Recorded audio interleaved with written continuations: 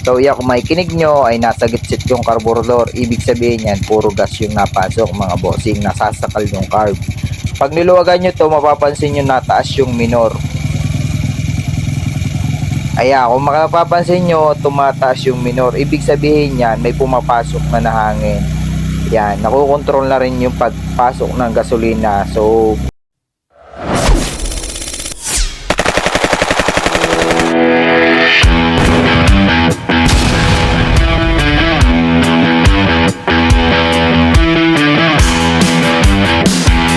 So yun, good day mga bossing. Ito may panibago na naman tayo dito ng tutorial. Itong video na to ay para lang do sa walang idea kung paano magtono, at kung gusto nyo matuto ay panoorin nyo lang to mga bossing para may idea kayo sa pagtotono. So una natin gawin, paandarin lang natin to.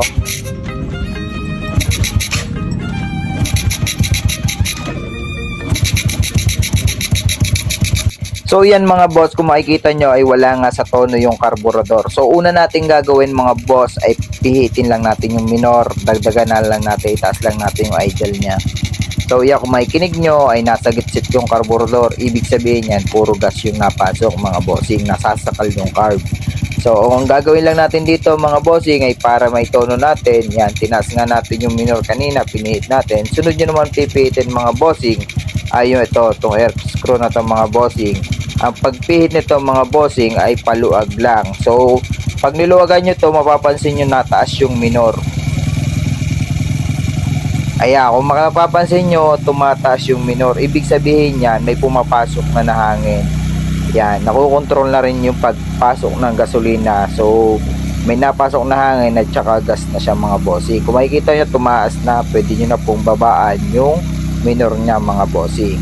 Dapat gayaan po yung maririnig nyo pag pinihit yung hangin, kailangan tumaas yung minor nya. Ayan mga bossing, kung makikita nyo okay na, tono na mga boss. So ngayon naman susubukan nating i-rev.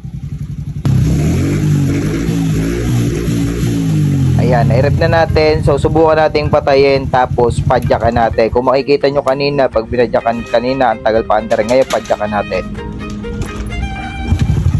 So yan mga bossing, kung makikita nyo one click na siya. So yun lang mga bossing, sana nakatulong tong video na to. At God bless sa inyong lahat mga boss.